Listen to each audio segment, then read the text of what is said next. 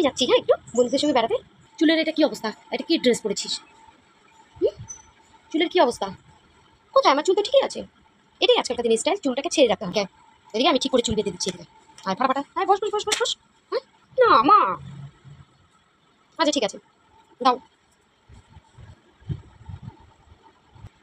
বস। হ্যাঁ, নে, এবার হয়েছে। দেখ কি সুন্দর লাগছে, এবার যা। হয়ে গেছে। আমি একবার আয়না দিয়ে দেখি।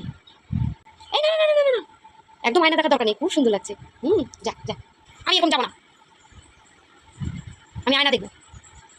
আয়না দেখার দরকার নেই, খুব সুন্দর লাগছে। যা, ভালো লাগছে তো? আচ্ছা ঠিক আছে, যাই, হ্যাঁ। মায়ের সাথে চালাকি করা না, আজকে বুঝবে।